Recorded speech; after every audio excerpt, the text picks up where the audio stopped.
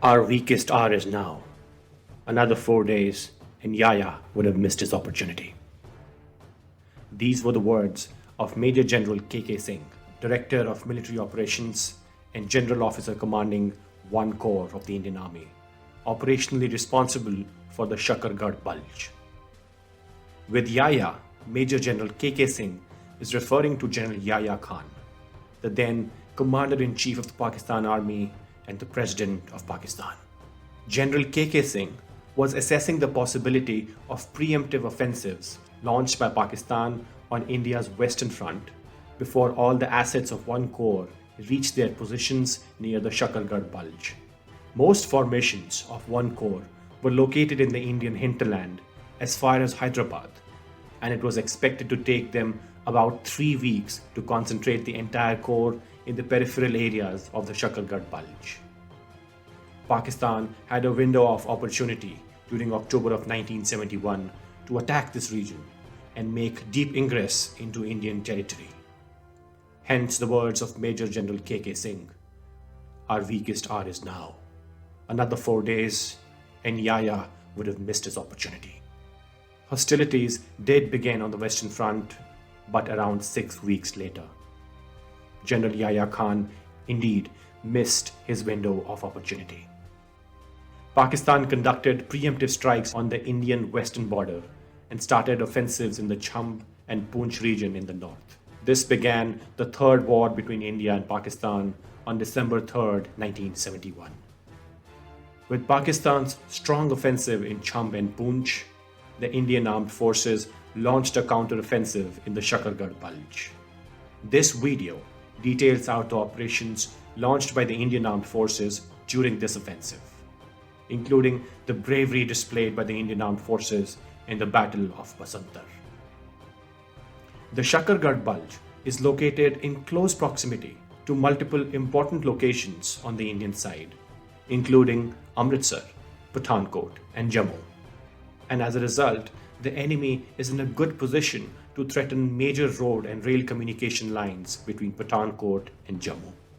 This communication line is the lifeline for the troops deployed further north in the Jammu and Rajouri Poonch region, Srinagar and the rest of the Kashmir Valley, as well as the remote regions of Dras, Kargil and Leh. Clearly, threatening this line of communication would give the enemy considerable leverage once hostilities began on the Western Front. The Indian armed forces had taken cognizance of this threat and created offensive as well as defensive plans in the region. 1 Corps of the Indian Army was operationally responsible for the Shakargarh Bulge, with 36th Infantry Division under Major General B.S. Ahluwalia in the Gurdaspur area, 39th Infantry Division under Major General B.R. Prabhu in the general area of Madhopur, and 54th Infantry Division under Major General W.A.G. Pinto in the general area of Samba between Bain River and Deg Nadi. The allocation of Pakistan forces to the Shakargarh Bulge and their assigned tasks were known to the Indian side from the information obtained from defecting East Pakistan officers. Pakistan 1 Corps was operationally responsible for the defense of the Shakargarh Bulge, and its mission was to eliminate Indian enclaves on the Pakistani side in the general area of Shakargarh, Narowal, Zafarwal, and Dhamtal.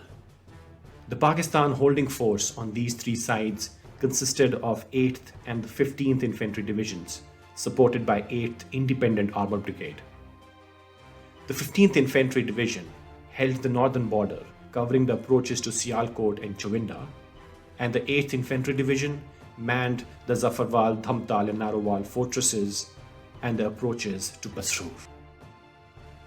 Convex tip of the Bulge east of the fortress line, including the communication center of Shakargarh, was known to be defended by paramilitary forces supported by covering troops consisting of 20 lancers and elements of reconnaissance and support battalions.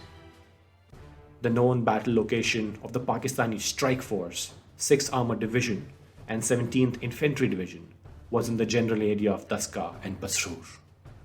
In this posture, Pakistan had the advantage of reacting from the interior lines to an Indian move from any direction.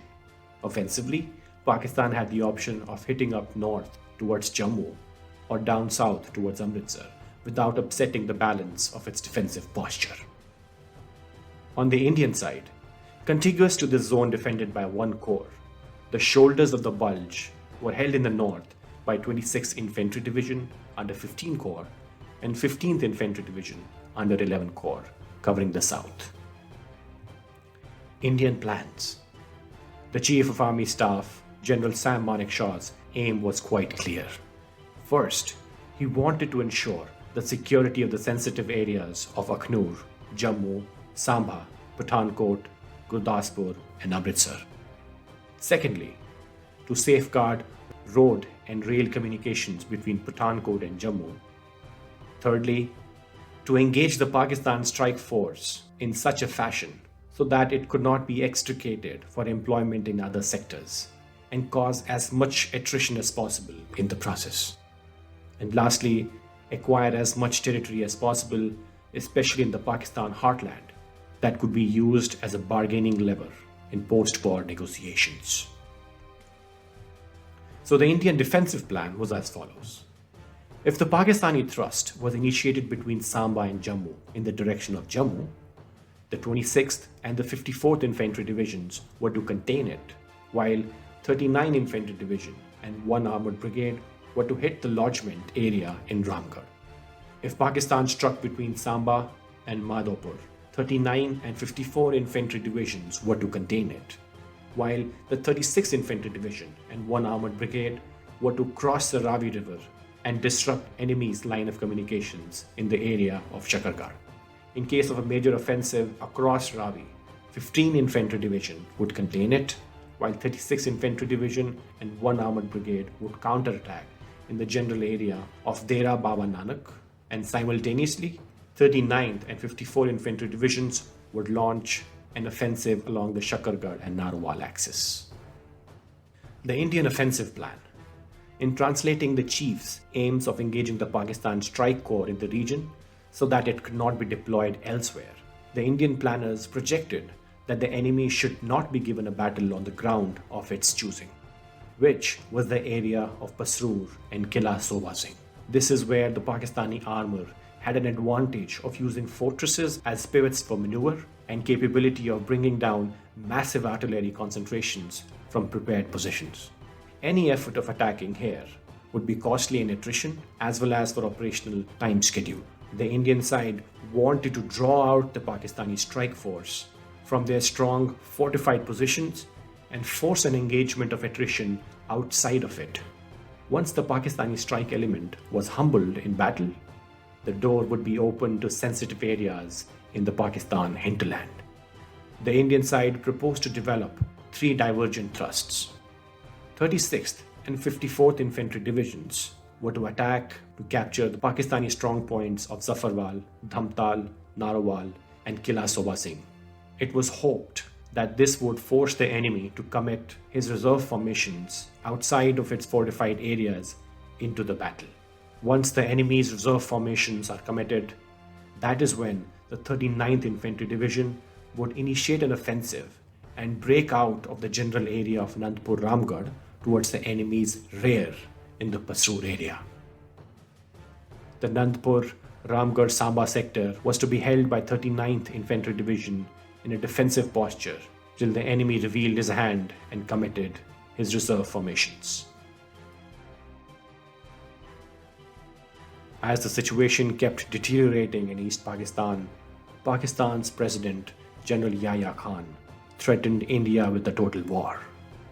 On November 30th, 1971, the government of India received an intelligence report indicating that Pakistan would attack in the west within the next few days. This proved to be right.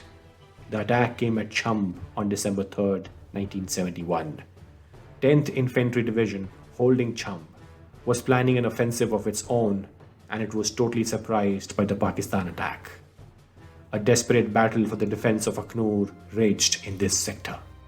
Pakistan also launched an attack on Poonch and the 33 Infantry Brigade of 1 Corps had to be sent to reinforce Bulge. In response to the Pakistan offensive, India decided to launch a counter-strike with 1 Corps in the Shakargarh Bulge.